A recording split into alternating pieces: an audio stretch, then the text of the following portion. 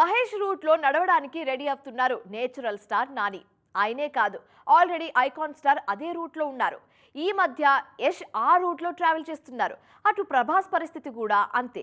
ఇంతకీ వీరందరిది ఏ రూట్ అనుకుంటున్నారా? International route. ఫారెన్ కంపెనీలతో టైఅప్ అయి ఇంటర్నేషనల్ ఫ్లేవర్ కోసం ట్రై చేస్తున్నారు. ఆ డీటెయిల్స్ చూద్దాం. Let's go.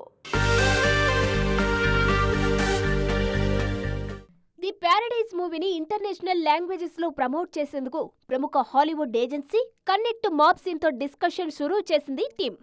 World wide popular languages లో ప్రమోట్ చేయడానికి హాలీవుడ్ లో భారీ ఫాలోయింగ్ ఉన్న నటుడిని తీసుకురావడానికి చర్చలు జరుపుతున్నారన్నది ఇండస్ట్రీలో హాట్ టాపిక్. SSMB 29 కోసం ఆల్రెడీ ఈ రూట్ లోనే ఉన్నారు జక్కన్న. మేం కూడా మీ రూట్ లోనే జక్కన్న అని జబర్దస్త్గా చెబుతున్నారు అట్లీ. ఐకాన్ స్టార్ తో ఆయన చేసే ప్రాజెక్టు స్పాన్ వేరే లెవెల్లో ఉంది. ఈ మూవీ కోసం ఇంటర్నేషనల్ టీం రంగంలోకి దిగింది.